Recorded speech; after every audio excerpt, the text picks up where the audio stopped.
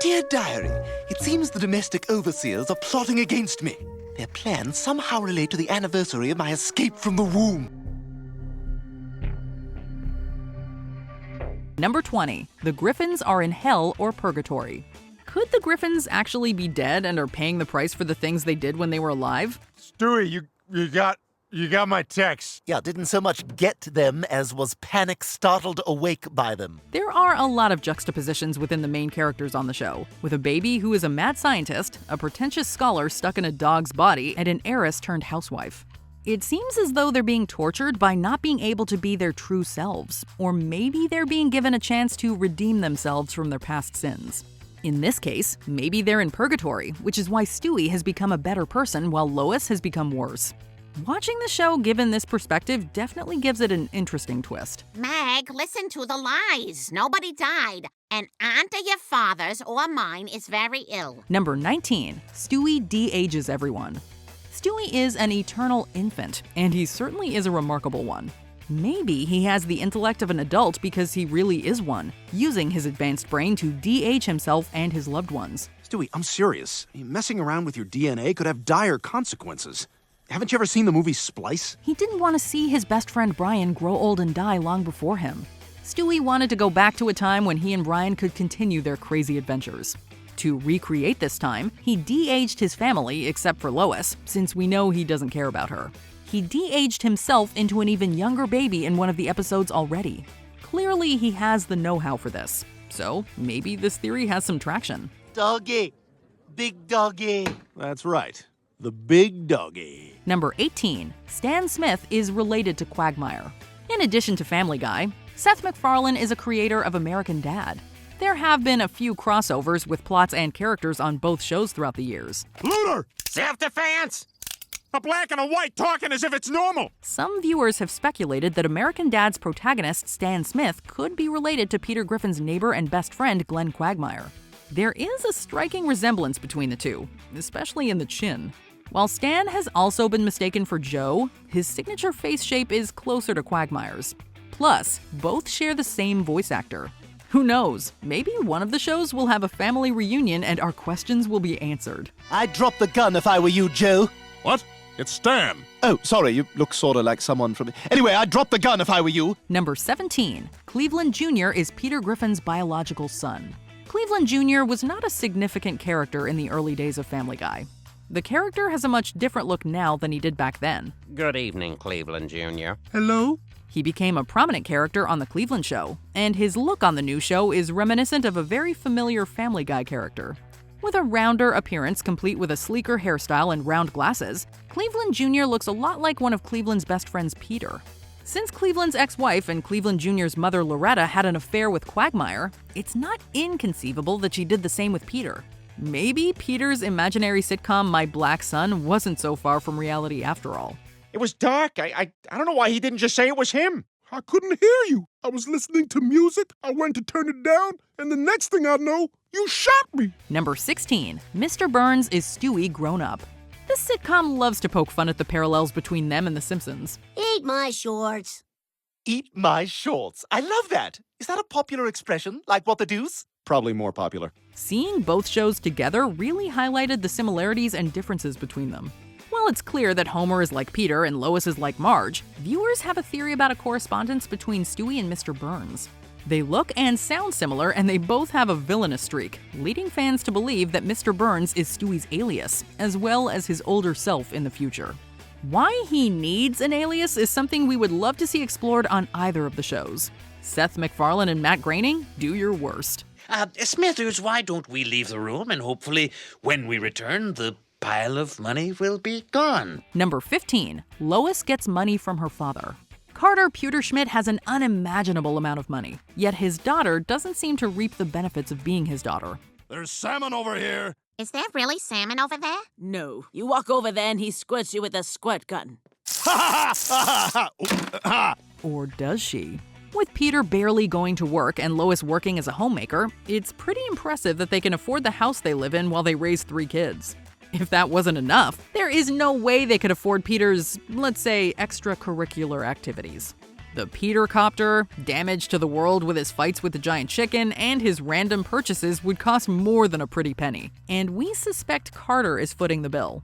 This also explains why Carter is so hostile towards Peter. And honestly, we can't say we blame him. When we were married, your father made me conceal the fact so he could get into country clubs. It was the right thing to do. It was the right thing to do, dear. Oh my God. Number 14, there's a chemical in the water. There has been a plethora of character development throughout the show's 20-plus seasons, and it's made some viewers wonder how that happened. Back in Season 5, we're shown that Lake Quahog is extremely polluted. This water feels kind of funny. Yeah, and it smells bad. Dad, look! Holy crap! So does that mean the chemicals in the water could be causing some brain damage to the residents drinking it? Peter, Lois, and Chris have become darker as characters, while Stewie has lightened up, and maybe the contaminated water has caused these dramatic character changes. Furthermore, the theory suggests that the cutaways in the show are actually the result of some chemically induced hallucinations from the water. Maybe it's time the mayor tries to clean up the lake again. So they can just dump their waste into the lake? This can't be legal. What kind of world is this where you can't even trust the oil companies anymore? Number 13, Peter Griffin's welfare fraud allowed him to buy Quahog. It seems like there isn't much that Peter Griffin can't get away with, and no matter how ridiculous his actions, we never really see him face any consequences for them. In the pilot episode, Peter ends up in jail for welfare fraud. But Dad, I thought... Dad, a kind of a big raise that allow me to give my kids a big allowance just for keeping their big mouths shut. Although Peter says he learned his lesson, he suggests this wouldn't be his last run-in with this type of situation. This theory states that Peter gained so much money from his welfare fraud, and possibly other types of fraud that we didn't see on the show, that he actually made enough to buy Quahog. This would explain why he can get away with anything on his home turf, including even killing people without any repercussions. Lois, I know what I did was wrong, but I only did it for you and the kids. Except for the jukebox in the bathroom. That was a gift for Peter. Number 12, Lois is leaving Peter. Lois and Peter don't exactly have a fairy tale romance, but there have been endearing moments of care and affection between the two throughout the series. Oh my God, Peter, look at this. She actually wore this to an awards ceremony. Huh? Oh, yeah, crazy. However, in recent seasons, Lois seems to have become increasingly unhappy with her life and marriage, while Peter has grown indifferent towards her. Lois has vivid fantasies outside of her marriage, does things to spite her husband, and has become generally unhinged lately. Fans believe this may be a sign that she's on her way out. While this may seem like it would cause a crazy shift in the dynamic of the show, they did kill off Brian at one point, so the creators clearly are not afraid to shake things up drastically. Oh, perfect. I have a dime and a penny. They're right here, in my hand, for you to take. Number 11, Brian and Stewie's time travel has affected the show. Some of the best moments on the show are the time-traveling adventures of Brian and Stewie. We've also seen them do some serious damage to their universe when their time traveling goes awry. But is it possible they're doing more harm than we realize? Well, if you could recall exactly when you buried it, I suppose I could help you out. I remember the exact day, January 31st, 1999. Very well, follow me, Brian. Most viewers agree that the show's quality has declined over the years, and maybe that's because Stewie and Brian have gone back to try and make things better. We've seen that any time they do that, the future actually ends up worse than it was before. This may also explain some inconsistencies in the show, and maybe it's all been the result of Brian and Stewie trying to alter the future of their show. Oh, we made it. Yeah, the Super Bowl was cool, but frankly, no Tommy Brady, no Stewie likey. Number 10, post-cancellation Family Guy is a different universe. There's no denying that post-cancellation Family Guy feels a little different. The characters are meaner and flanderized beyond belief, the jokes are darker, and the storyline's more bizarre and outlandish. Wait, before you kill me, can you at least give me an extra bullet so I can pretend to catch one of my teeth? But maybe there's a reason for that. Maybe it takes place in a whole different universe. Thanks to Road to the Multiverse, it's clear that multiverses do exist in the world of Family Guy. The point is, every possible eventuality exists. And that's where you got the pig, in a parallel universe.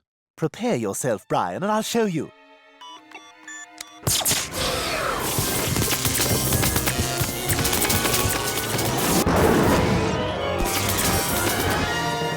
Maybe the family scene in Season 4 is just a wackier and meaner version of the family scene in Season 3.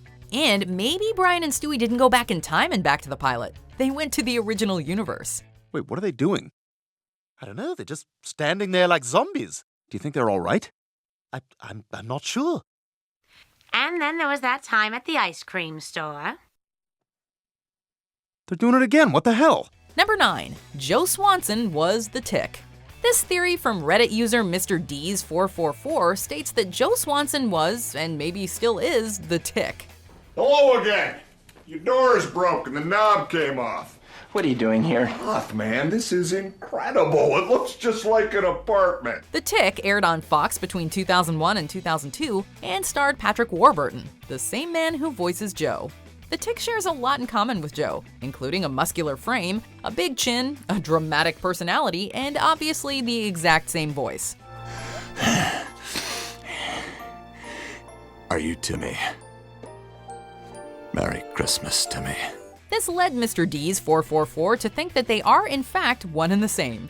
Maybe Joe wasn't doling out enough justice as a cop, so he became the Tick on the side. The Tick costume may even grant the wearer superhuman abilities, as he has super strength and never gets injured. Maybe it also has the power to heal Joe's paralysis. Don't worry, he won't get far. Stop! Police! Number 8. Stewie is a former dictator. Stewie is obviously very aggressive in the early seasons and dictatorial in his machinations. Excellent. The mind control device is nearing completion. Stewie, I said no toys at the table. Damn you, vile woman! You've impeded my work since the day I escaped from your wretched womb. The reason for this behavior could be that Stewie is a former dictator who's either been de-aged through magic or reincarnated as a baby. Dear Diary, it seems the domestic overseers are plotting against me. Their plans somehow relate to the anniversary of my escape from the womb. I'm still haunted by the memories of how I came to be incarcerated in that amniotic attica. This could explain why Stewie's so smart and ahead of his age, how he can talk, and why he has a British accent. All right, men. The man in white is coming to put me back in the womb. Today he comes for me, but tomorrow it could be you. Or you! Maybe he's the reincarnated spirit of Oliver Cromwell or something. It also helps explain how Stewie has calmed down throughout the seasons. As time has passed, he has forgotten his dictatorial ways and simply embraced being a child. Yes, we! Oh my! Oh my! Hudson, time to go. I gotta go home now. I'm glad I met you, Stewie. You're neat. Bye! Bye, Hudson! Number 7. Daboom is canon. Season 2's Daboom is obviously not canon. After all, Y2K destroys the world via a nuclear holocaust, Stewie turns into a tentacled creature, and the ending reveals that it was all a dream of Dallas's Pam Ewing. Oh, Bobby, I just had the weirdest dream. I dreamt I saw the strangest episode of Family Guy, and there was a giant chicken, and Stewie was an octopus. Hey, come on now. It's all right. Everything's gonna be okay. What's Family Guy? But what if it is? What if Daboom was the official ending of the Family Guy story, and all the following episodes are just delusions concocted by the traumatized family? Peter, we've got to find some food. Oh my God, look! It's Natick! This could explain the show's declining quality and wildly different tone, as the characters are slowly losing sight of their past realities and veering further and further into imagination. But when I saw the movie, it looked like Audrey Hepburn not only didn't have breakfast at Tiffany's, she hadn't eaten anything in a year. Woo! It could also help explain why the characters never age. Talk about depressing. Number 6. Family Guy is a fictional show within the American Dad universe. There's a reason Family Guy is so outlandish. It's a fictional TV show.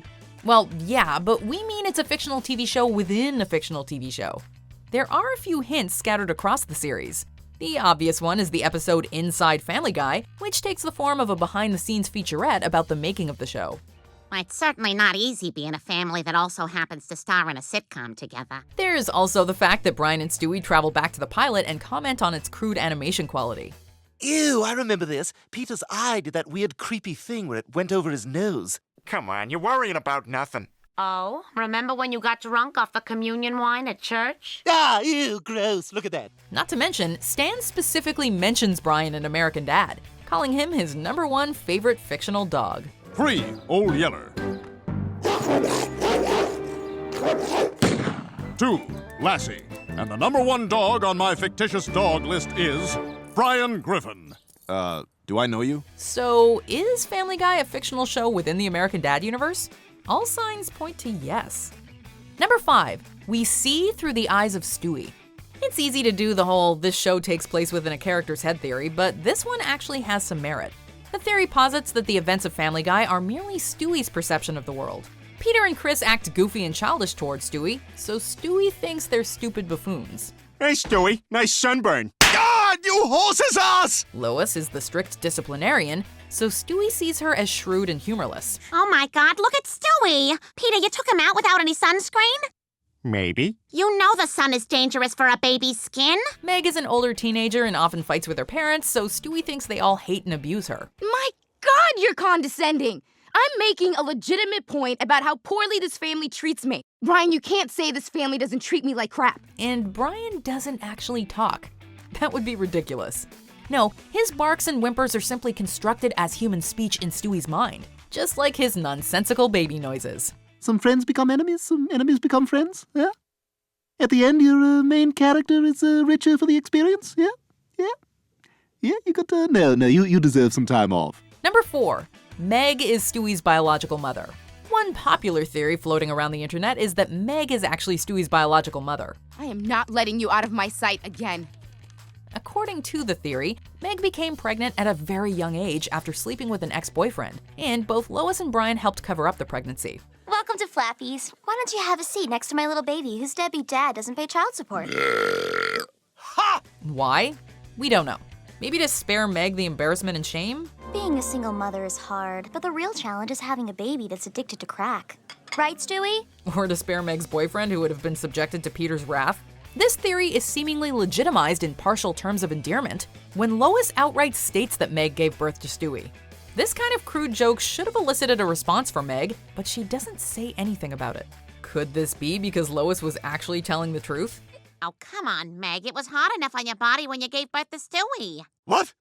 I'm just joking. Oh, not cool. Number 3, Brian writes Family Guy. We all know that Brian's a writer. This is why nobody bought my damn book. You know, this is what they want. The secret, chicken soup for the soul, the purpose-driven life. I tell you, I could crap one of those things out in a night. So what if he writes Family Guy as an exaggerated version of his real family? This could help explain the rampant flanderization and general wackiness. He began writing relatively down-to-earth stories, but when these didn't sell, he made them more exaggerated and outlandish to help encourage sales. Yeah, we're walking in now. Make sure Tom Tucker knows he has 20 minutes and he is to only talk about the book. No personal questions. It's also possible that his increased alcoholism has turned him into a sloppy writer, turning a once good story into the mess it is now. Well, that's it. No more. I'm done writing. What? Writing's the only thing that's giving your alcoholism any credibility. This also explains why Brian and Stewie are often given their own episodes. He's actually lived these adventures firsthand, and has more detail to draw on and exaggerate. Number 2, Brian's brain. Have you ever wondered why Brian doesn't really act like a dog? According to this theory, it's because he's a human trapped inside a dog. Excedrin headache number 1. Puppy mill. Damn. Hey, does anyone here have thumbs? Well, a human brain inside a dog's body anyway. In American Dad, Klaus is a German ski jumper whose brain was implanted into a goldfish by the CIA. I'm recalling how the CIA kidnapped him and switched his mind with a goldfish.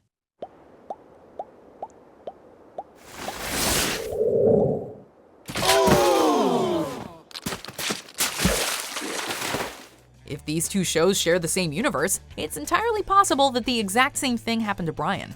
This could explain how he can talk and write, why he was the only puppy from his litter to act like a person, and how he's able to have a 13-year-old human son. Brian, this is Dylan. He's your son. Oh, no way! Jerry! Number 1, Peter's heightened reality. Reddit user bblank0308 came up with a very compelling theory.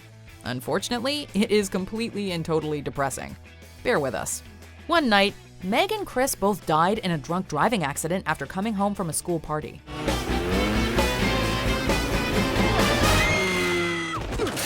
Lois then took her own life out of grief. Well, there is one thing we could do. What? What's that? We could go out on our own terms. Driven to insanity, Peter created the heightened reality of Family Guy within his head. I'm a tumor, I'm a tumor. I'm a tumor, I'm a tumor, I'm a tumor. I'm a tumor, I'm a tumor, I'm a tumor. Meg is treated poorly because he still resents her for driving drunk and crashing the car. He also makes Stewie highly intelligent, as he likes to believe that his unborn son had great potential. And he makes Stewie hate Lois because she took his life. You drove me here, Lois, with all the indignities I've been forced to suffer day in and day out under your matriarchal tyranny. Finally, a combination of insanity and extreme guilt caused Peter to mentally regress into the man-child he is today. Oh, eggs. Who came first, the chicken or the porn star? Oh, the porn identity. Who am I? Oh, yeah, the pizza man. Baka-chicka-bow-wow. Oh. Peter, can you pass the coffee? Sure. Which one of these fan theories do you think could be true? Let us know in the comments. I mean, the answer is obvious. I know, totally. Did you enjoy this video? Check out these other clips from WatchMojo, and be sure to subscribe and ring the bell to be notified about our latest videos.